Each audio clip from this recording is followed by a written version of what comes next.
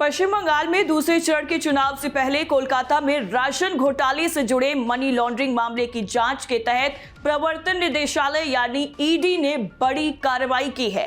अधिकारियों के मुताबिक एजेंसी ने शहर के 9 जगहों पर एक साथ छापेमारी शुरू की है और ये कार्रवाई कोलकाता, बर्धवान और हावड़ा में स्थित उन 9 परिसरों पर की जा रही है जो सप्लायर्स और एक्सपोर्टर से जुड़े बताए जा रहे हैं। ये कार्रवाई उस जांच का हिस्सा है जो राशन वितरण प्रणाली में कथित अनियमितताओं और उससे जुड़े वित्तीय लेनदेन की गहराई से पड़ताल कर रही है। ईडी की टीमों ने अलग अलग ठिकानों पर दस्तावेज और वित्तीय रिकॉर्ड खंगालने की प्रक्रिया शुरू कर दी है।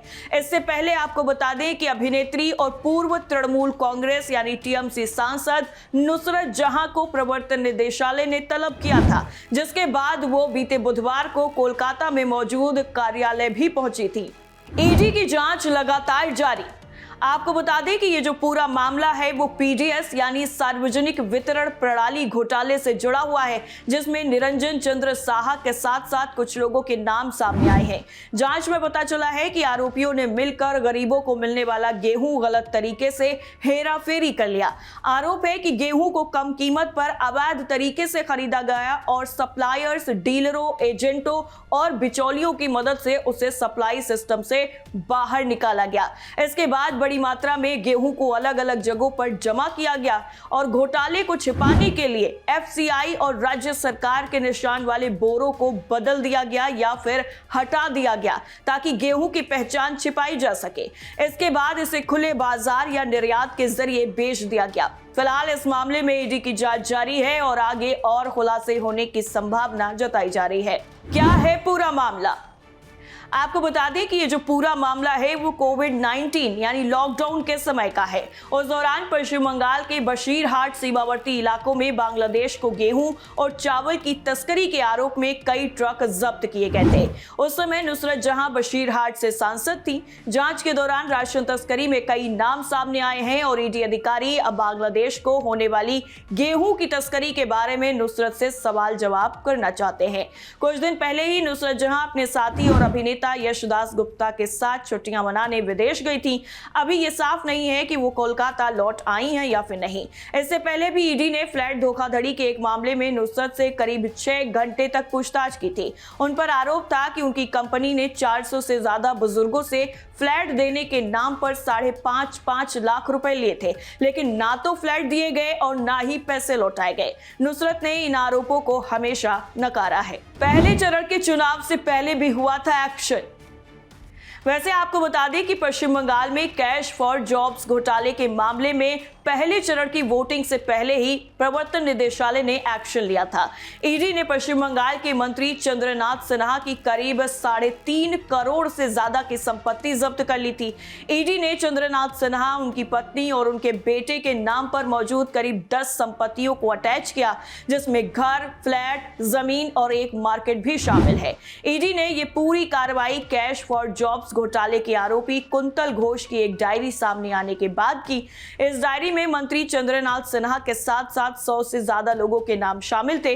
डायरी में नाम सामने आने के बाद ईडी के अधिकारियों ने मंत्री के बोलपुर पर मौजूद आवास में छापेमारी की। छापेमारी के दौरान ये अधिकारियों को कई दस्तावेज और करीब 41 लाख रुपए नगद मिले थे।